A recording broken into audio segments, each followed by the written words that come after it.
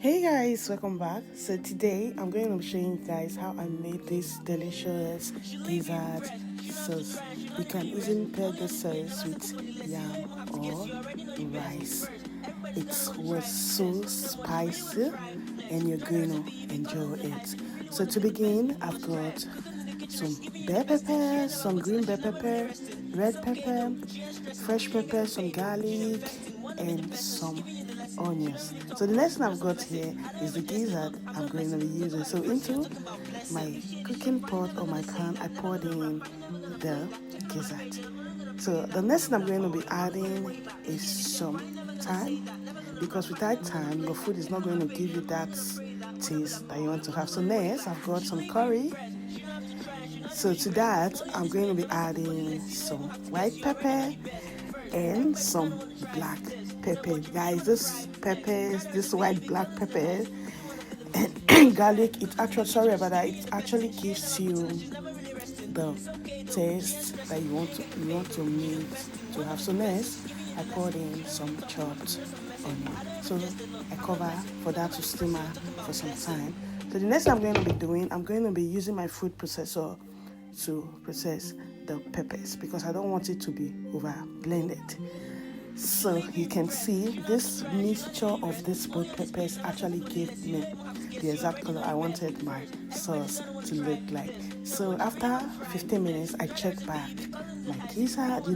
Gizzard doesn't need much time to get cooked. You don't have to overcook it for it not to be too soft, because when your meat is overcooked, you won't get to have that taste. So after stirring, I covered.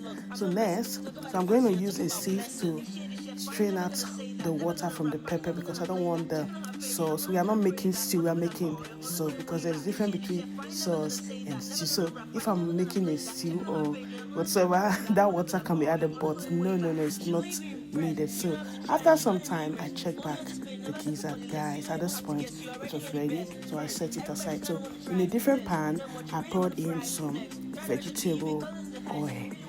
So guys, once the oil was hot, I started putting in my gizzard because we are going to be frying it. So you guys, this recipe is a very nice one. You just need to give it a try. It's not every time you have a guest then you cook the same thing for your guest, or you can easily just enjoy this with your whole family. So I allow that to fry for some time. You can see how it's beginning to look like. So it depends on how you want it. If you want it to be over fried, it all depends on you. So guys, after some time, you see the gizzard is well fried. So I was taking it out from the oil. So next, I poured in my blended peppers. Guys, this recipe, you gotta try this out. Honestly, it tasted real good and spicy, and it was so perfect for this weather, this winter weather. So after pouring in the pepper, I stirred to combine everything together. So next, I added my seasoning cube. So I'm going to repeat the same process I used when I was steaming my meat. So I add in some thyme, because anybody that have been watching my video, you will know that I like different spices, right? So after adding the thyme, I stirred again.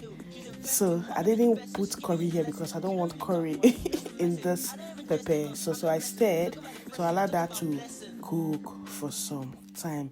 You guys, this was after 15 minutes. So I added some crayfish powder. I wanted to have a bit of that village, vibes, right? So I added some crayfish and I stirred again. So next, guys, I poured in my fried gizzard. You can see some of the gizzard, it's already eaten by my kids. So yeah, I poured in the gizzard, then I stirred again. Guys, at this point, the aroma in my kitchen was amazing, and it was aromine. You guys, you can actually try this recipe out. Thank you all so much for always stopping by to watch my video. And if you are coming across this page for the very first time, you haven't followed my page, do well to follow my page. God bless you as you do that. So let me know in the comments if you're going to be trying out this recipe. Thank you all so much. Love you all. See you in my next one.